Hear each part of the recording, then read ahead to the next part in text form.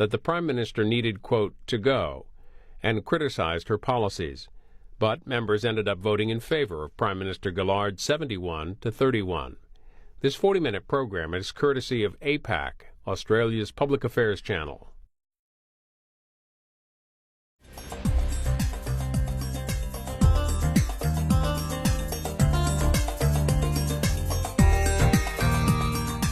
Hello, I'm David Spears in Canberra. Coming up, we're going to show you highlights of the latest sitting of the Australian Parliament.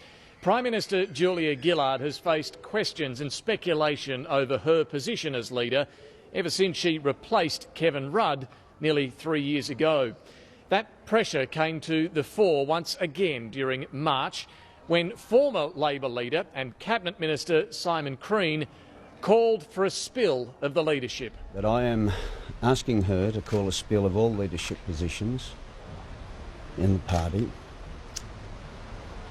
I will not be standing for the leader. I will be putting myself forward in the leadership team for the deputy leader. If the Prime Minister does not agree to it, which I expect she won't, then I urge members of caucus to petition in the appropriate way for the calling of such a meeting. This is an issue that has to be resolved. There's too much at stake. This is a very regretful decision for me. I think everyone knows the relationship between the Prime Minister and myself goes back some time. This is not personal. This is about the party, its future, and the future of the country. I actually believe we can win the next election. I believe that the agenda that is there, but not understood well enough, as reflected in many of the comments that come back, we need to settle this, move forward. As for the position of the positions being declared open, Kevin Rudd, in my view, has no alternative but to stand for the leadership. He can't continue to play the game that says he's reluctant or he has to be drafted. I know the party will not draft him. I know the party is looking for change and clear air, and they don't see that simply by changing the leader. That's why I'm putting myself forward as part of the leadership group to demonstrate that we are serious about not just changing leaders, but of actually showing leadership. That's what we're elected to do. That's what I want to be part of. I think in all my life, public life, I've demonstrated that is the driving force. For me, the position itself, again, is not a personal one that I'm taking. I'm doing this in the interests of the Labor Party and, in turn, the nation. I believe that the great things that I was part of in the Hawke-Keating government, great decisions, bold decisions, decisions that went through due process, difficult decisions, the decisions built round consensus, the decisions built round bringing people together, the decisions around growing the economy, as we have demonstrated in government we can do, growing it for a purpose, for fairness, for distribution, for the values that I, like so many others, joined the Labor Party for. We can't win from the position we're in the polls. The Prime Minister has the call. Thank you very much, Speaker. And on indulgence, I inform the House the Minister for Infrastructure and Transport will answer questions as the Acting Minister for Regional Australia, Regional Development and Local Government and Acting Minister for the Arts. For the information of the House, I have determined that there will be a ballot for the leadership and deputy leadership of the Labor Party at 4:30 today. In the meantime, take your best shot.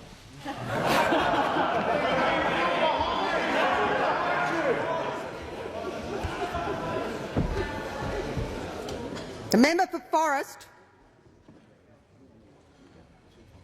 Are there any questions without notice? The Leader of the Opposition has the call. Thanks, Madam Speaker. And my question is to the Prime Minister. And I ask the Prime Minister, does she agree with the Minister for Regional Australia that the government is in deadlock and no longer capable of discharging its duty to the Australian people? The Prime Minister has the call. I most certainly do not, and the suggestion is absurd. As the Leader of the Opposition well knows, during the course of today, he and I, in a bipartisan spirit, have been engaged in some very important business for the Australian nation. He should also be aware that during the course of this parliamentary week, even whilst all eyes have been on the media debate, we have continued to govern and govern in the interests of the nation by pursuing the legislation for the National Disability Insurance Scheme. At the same time, as a government, we continue to work with Australians around the nation in making sure that we keep our economy strong and offer people the benefit of work. And it's during the last fortnight we received the news that more than 70,000 jobs were created in a month in our country, bringing to more than 900,000 the number of jobs created since this government came to office, meaning we are well on our way to creating 1 million jobs. During the course of this week too, I have personally, this week and last, pursued what is the transformative opportunity agenda for our nation, and that is making sure that we better fund schools, we improve schools, and that we have new improvements and new resources that truly mean that every Australian child gets a great education and gets the benefits of the opportunities that are coming for our nation during this, the Asian century of growth and change.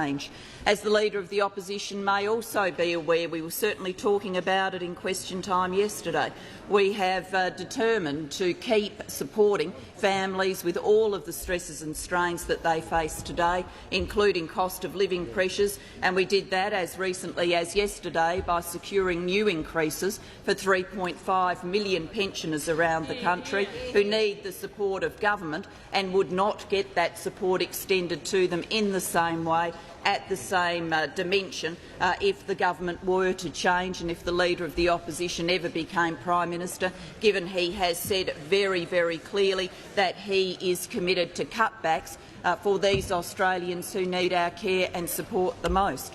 And so the government will continue to pursue the agenda that we've set for ourselves and the Australian nation.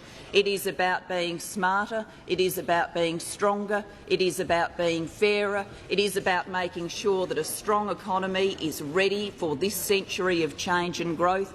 It is about making sure that a strong economy offers benefits to all rather than the enrichment of just a few. And it is too about supporting modern families with their everyday pressures. This is the agenda that drives us, and it continues to drive us.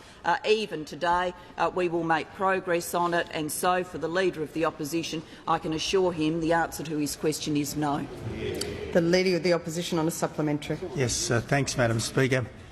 To the Prime Minister, how can the Prime Minister expect the Australian people to be convinced by that answer and that litany when plainly she hasn't been able to convince the Minister for Regional Australia in the case she's just argued, someone who's not just her minister but an elder statesman of the Labor Party and a former leader of the Labor Party?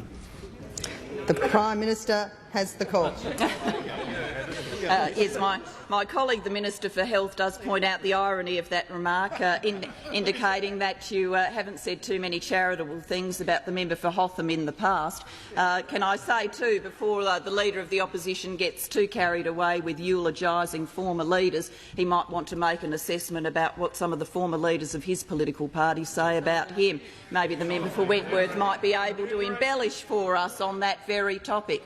The government has been continuing to pursue its agenda and continuing to resist the opposition's plans for cutbacks for Australian families, which would undermine their opportunity to share in the life of our nation and hold them outside the benefits of prosperity and growth.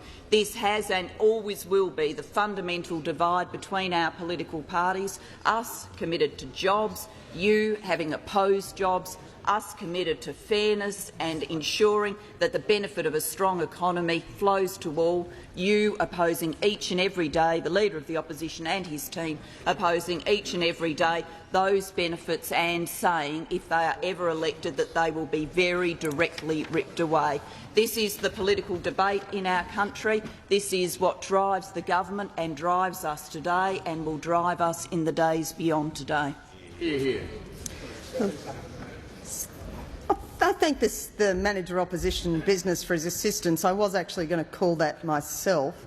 The Leader of the Opposition on his second supplementary. Thank you, Madam Speaker, and again to the Prime Minister. Does the Prime Minister agree with former Prime Minister Bob Hawke that if you can't govern yourselves, you can't govern the country? The Prime Minister has the call. Thank you very much. I certainly believe that as a government you've got to keep your focus on the things that matter to the Australian people, and that's where my focus is. As Prime Minister, my focus is and continues to be on those things that make a difference for families around the nation. And certainly when I speak to families around the nation, it is crystal clear that nothing is more important to them than having the benefits of work, so that there is a pay packet or more than one pay packet coming in the door. They certainly want to keep as much of that pay packet as possible, which is why our reforms in taxation have made such a difference. They want their child to get a great quality education. They want to know that there's a doctor in their community and a hospital that can function for them if their family is in need. They want to see the new benefits that would come with the National Disability Insurance Scheme. They want to see us as a nation continuing to grow ever stronger, but also to share that prosperity with all. That is the government's mission. I understand it is resisted at every level by the Leader of the Opposition, but in our democracy that is the nature of contests. We stand for a strong economy. You have stood for weakening it. We stand for supporting modern families with the pressures they face. You stand for taking away benefits from them. Such is the contest, and the government will continue to join that debate as we continue to guide the nation to a stronger, fairer and smarter future. I understand the Leader of the Opposition watches the call. He will have it in a second. But given what I predict he's about to do, I'd like to inform the House that we have present at the gallery this afternoon His Excellence Farad Balgamnaim, Minister of Agriculture and Government of Kingdom of Saudi Arabia. My apologies. A lot is going on today and I didn't practice his name sufficiently. On behalf of the House, I extend to him a very warm welcome. I also inform the House that we have present at the gallery this afternoon His Excellency Dr Zalmar Rasool, Minister of Foreign Affairs in the Government of the Islamic Republic of Afghanistan. On behalf of the House, I extend a very warm welcome to all our visitors this afternoon. The Leader of the Opposition has the call.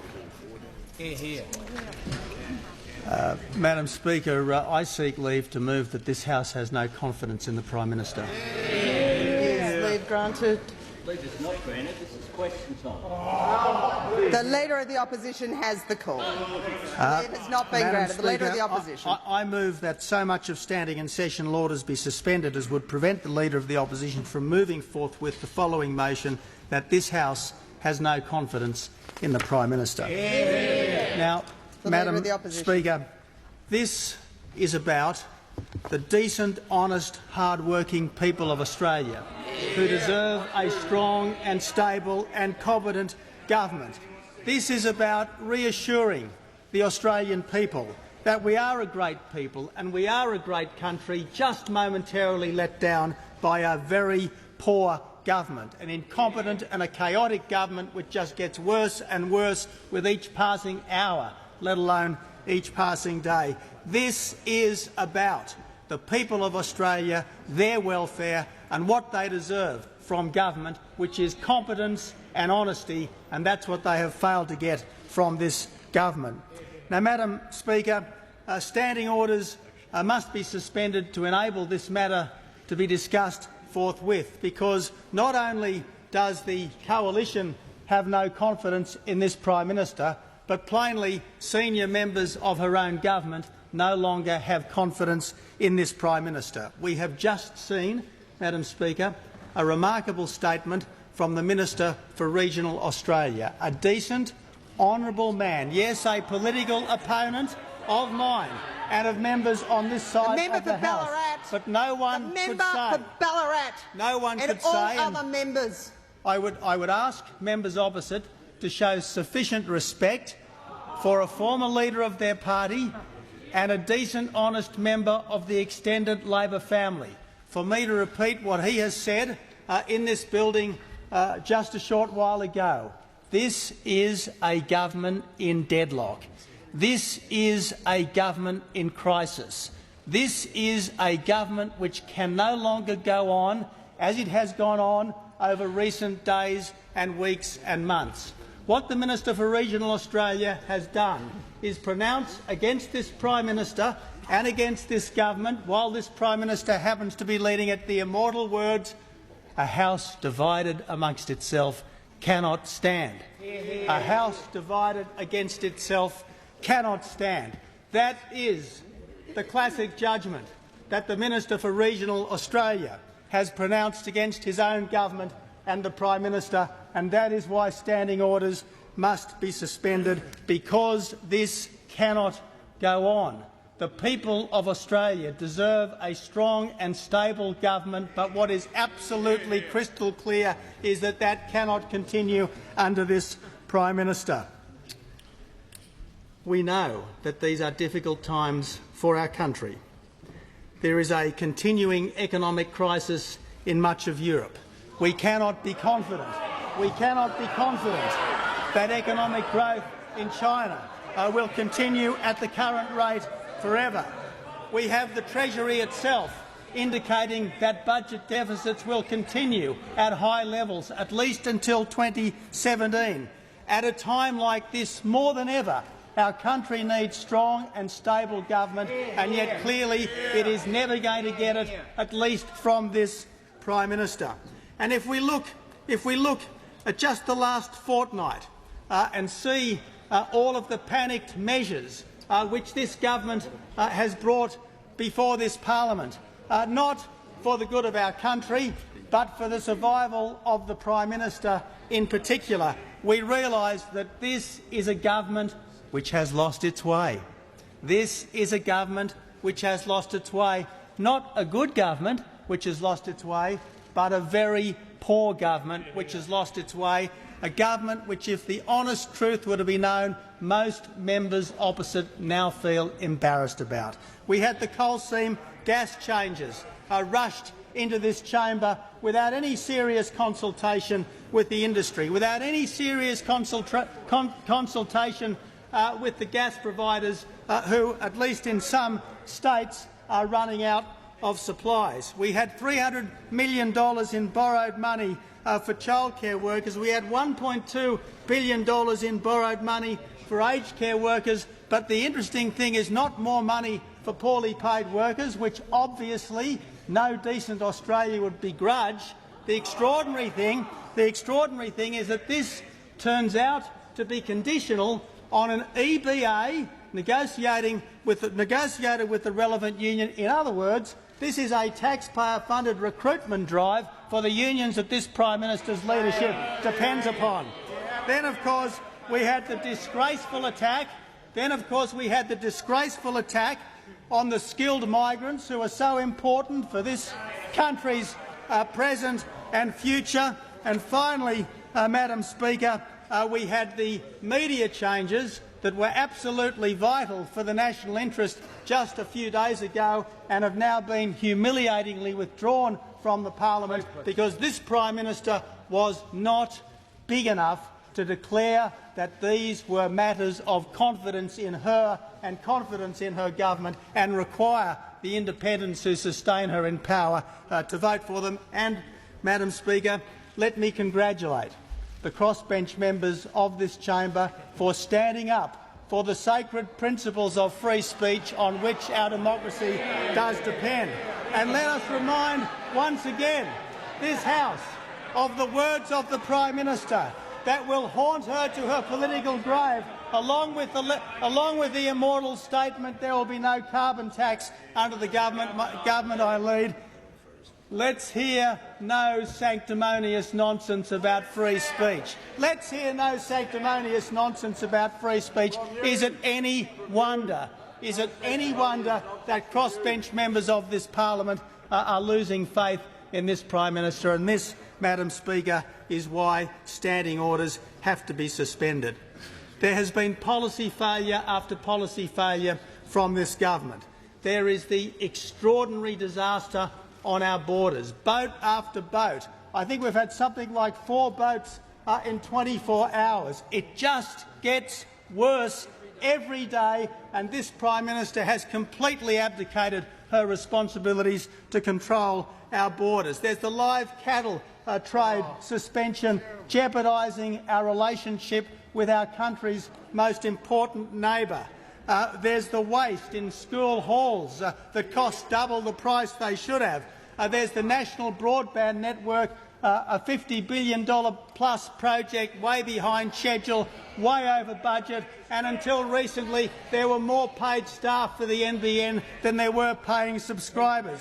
There's the deception, the chronic congenital deception that we get from this government and this Prime Minister, whether it be the deception of the member for Denison, the deception and the betrayal of the former Speaker, the member for Scullin, the deception and the betrayal of the former Prime Minister, the member for Griffiths, the deception and the betrayal of the Australian public over the carbon tax that was never going to happen and then had to happen, the deception and the betrayal over the budget surplus that was going to be delivered, come what may, no ifs, no buts, it will happen, and now, of course, is not going to happen, according to Treasury advice, until 2017. And there's the betrayal of Labor values, because decent Labor people and a decent Labor person would never put his or her own political survival ahead of good government and ahead of the best interests of a once great political party, the Australian Labor Party. The Attorney-General. As members of this House know, I have seen enough of politics, and I have seen enough of good people on both sides of this chamber.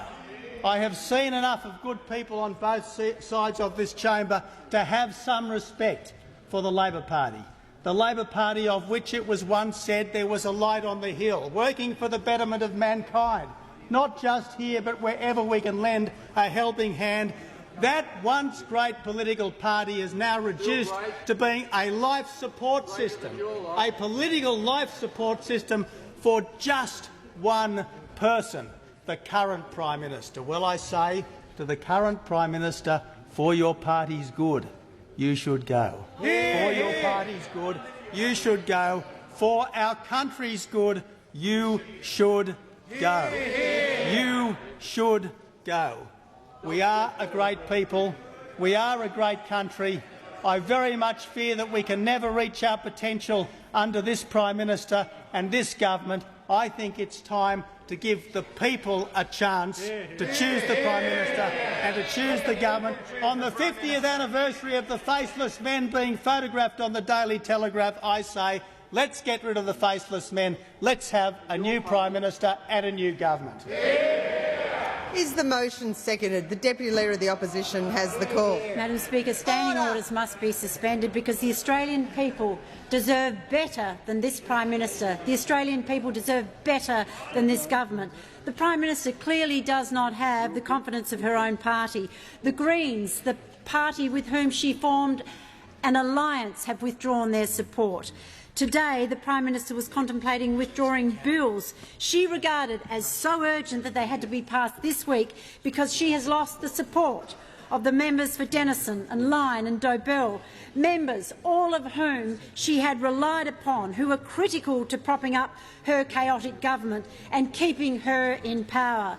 The fact is, this Prime Minister's government was founded on written agreements with the Greens, the member for Denison, the member for New England and the member for Lyne. Well, the member for Denison had his trust betrayed by this Prime Minister and he ripped up the agreement in disgust. The Greens have ripped up their agreement with this Prime Minister because of her shambolic handling of the mining tax. The only written agreements that remain are those with the member for New England and the member for Lyne.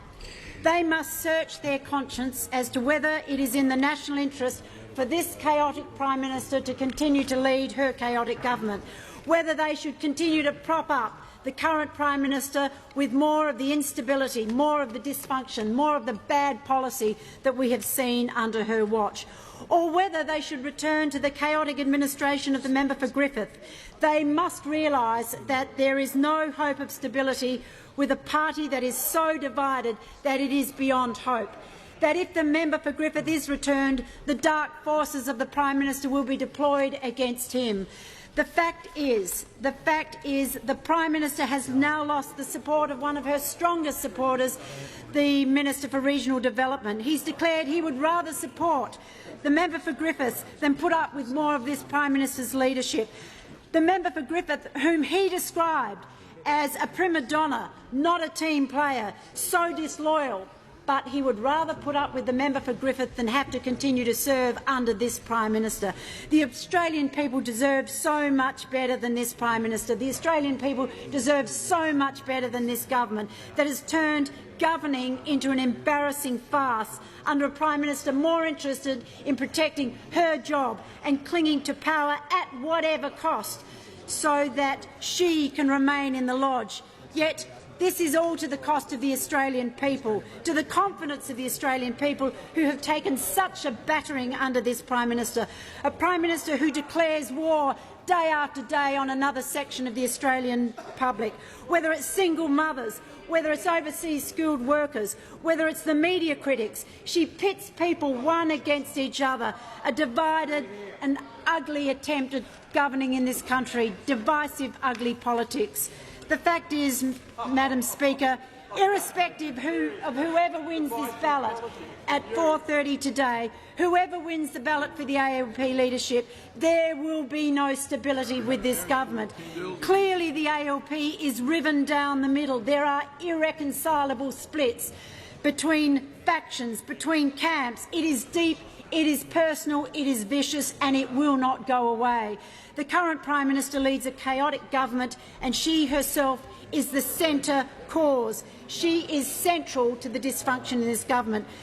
And why she does not, nor does she deserve the confidence of her own political party, let alone the confidence of the Australian people, is quite evident from the bad judgment calls she has made day after day since she's been leading this party. Whether it is her flip-flopping on the key issue of border security, that tells us how bad her political judgment is. Whether it's the media bills that we've seen introduced into this House, the broken promises on the carbon tax, the broken promise on the budget surplus tells us she has no political judgment, no competence. The live cattle export fiasco tells us she has no judgment. So if this Prime Minister is re-elected by her party, there will be a continuing shambles. It will continue to be a government that is a joke internationally, a government that is now a parody of itself.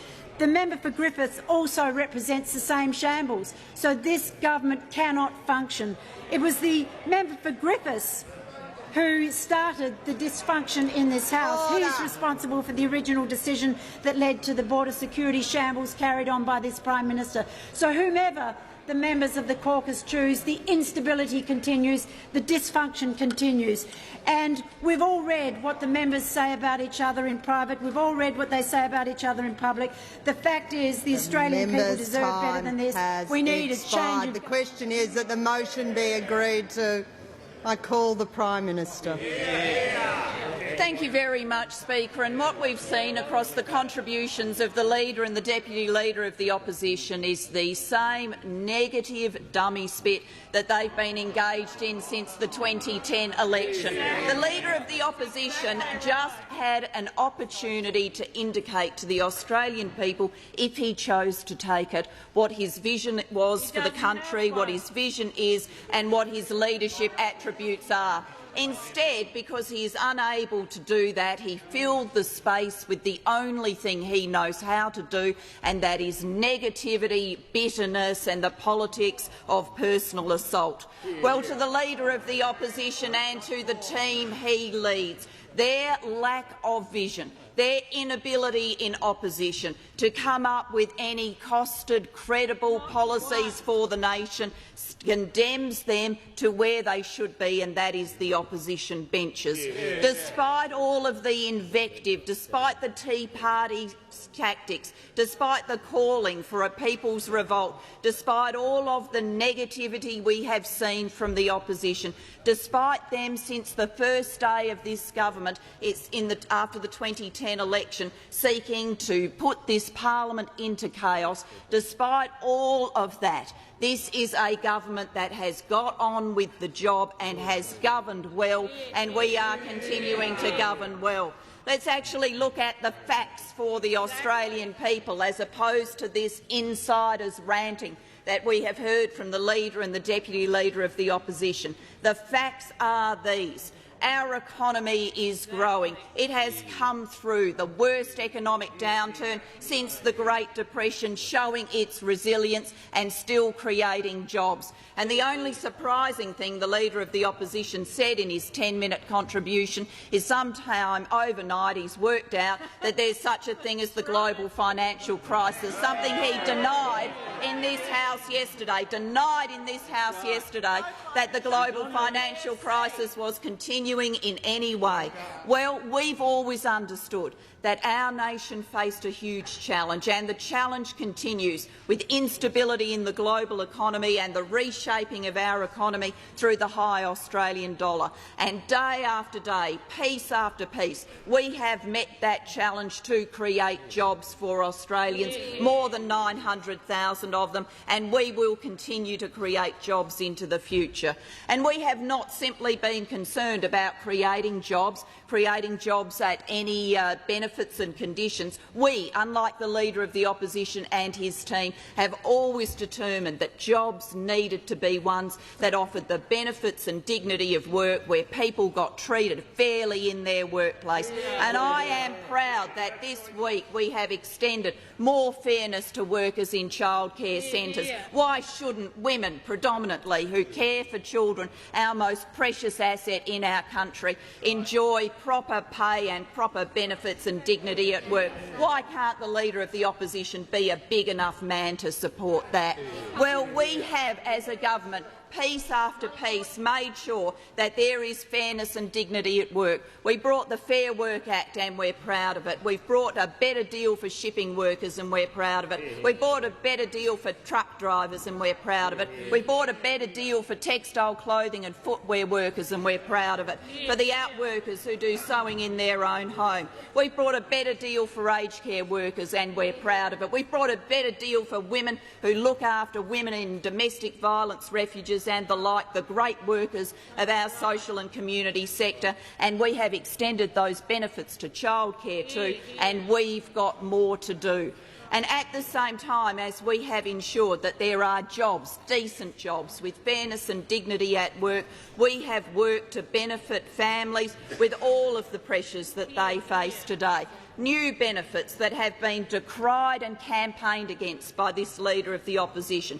Benefits like a paid parental leave scheme for mums and dads. Benefits like an historic pension increase. Benefits like the school kids bonus to help with the costs of getting the kids to school. Benefits like increasing the tax-free threshold so poorer workers, low-income workers, predominantly women, predominantly the second income earner in a home, a woman going back to work after she's had her children, can get to keep more of their pay packet, with 1 million of them going to pay no tax at all. And as we've done that, we have worked out how else can we support families. We can bring more doctors, more nurses, more local control, more resources into hospitals than ever before, and we have. We can bring a national disability insurance scheme to end forever the fear in Australian households that if someone in that family got a disability, then they would be thrown into a circumstance where they had no control and insufficient care and support. We as a government have extended these benefits because we believe in them. They are the Labor way, they are our way. We have delivered them in the difficult circumstances of this parliament. This is a government that, against relentless negativity, has governed for the fortunes of all Australians and governed well. And let me assure the Leader of the Opposition, we are not done yet. We have got more to do to bring fairness and opportunity into our country. More to do to make sure that our country is ready for the opportunities that will come with this century of growth and change in our region. It is this government that has outlined the roadmap to that future, a future of prosperity, where we are a nation. So long have we struggled with being isolated from the biggest markets in the world. Now we are on the doorstep of what will be the biggest markets in the world. More middle-class consumers in one region region than there has ever been before in human history, more consumers in one region than there has ever been before in human history. And here we are as a nation, strong, resilient, emerging from the global financial crisis well, positioning to make sure the benefits of those opportunities flow to all Australians. It's a future of opportunity and prosperity that is not assured. There is nothing about our position in the world that guarantees for the future we will be a high-wage, high-skill economy. If you make the wrong decisions, you won't get there, which is why, methodically, carefully, day after day, we have made the right decisions to get our nation there. The right decision to roll out the infrastructure of the 21st century, the national broadband network, despite the opposition and negativity of those sitting on the opposition benches. We have invested more in traditional infrastructure, roads, rail, ports than ever before.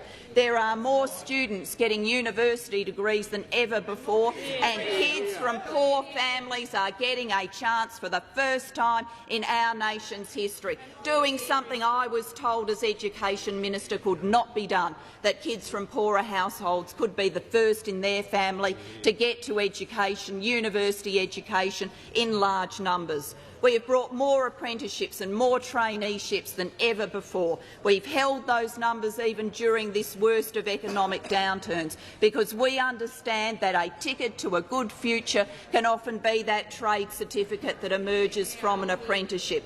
And we are not done yet in bringing opportunity. That is what the school funding reforms are about. So we don't have multiple classes of children in our country, with some kids going very well indeed and some getting left behind.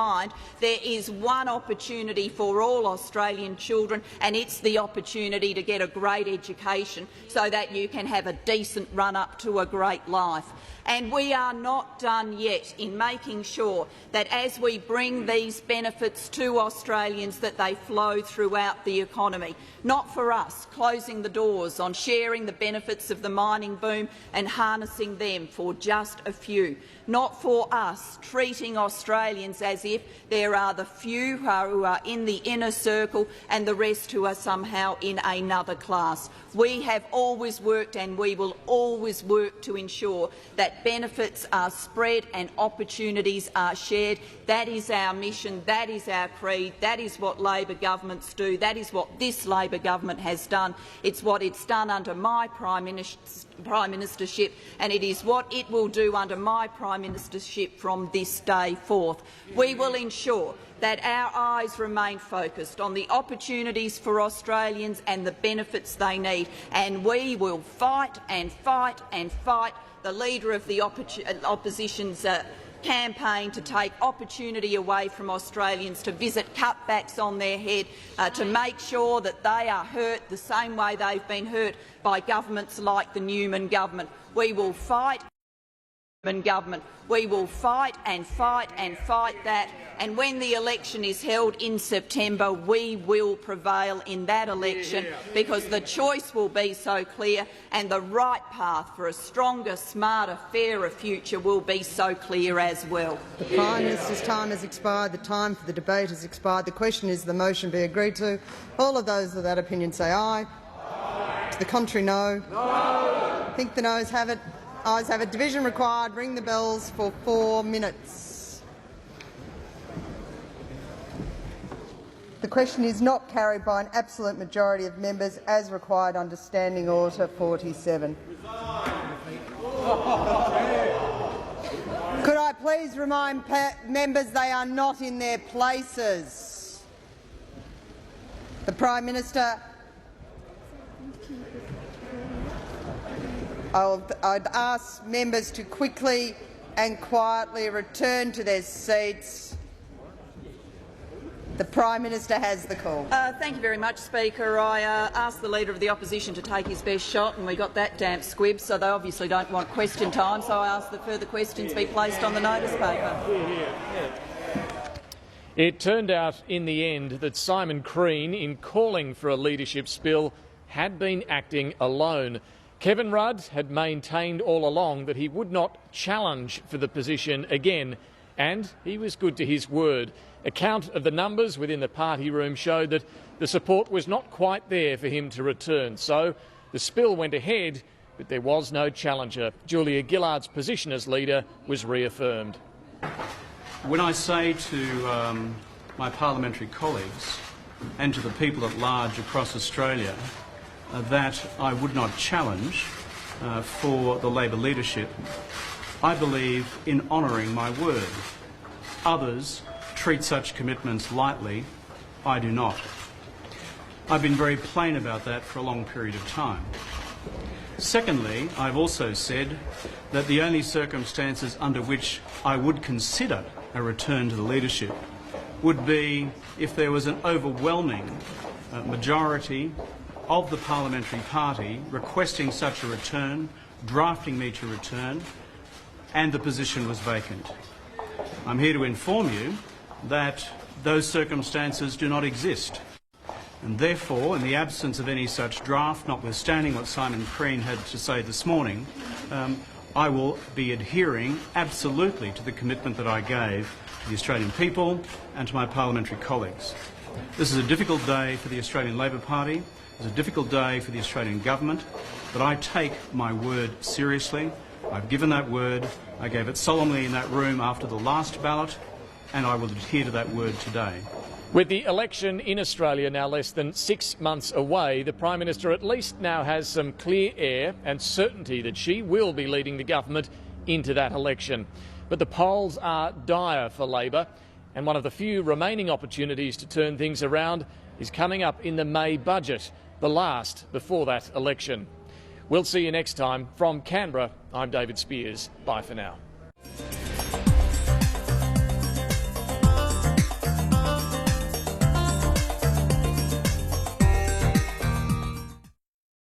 This is C-SPAN 3 with politics and public affairs programming throughout the week. And every weekend, 48 hours of people and events telling the American story on American History TV.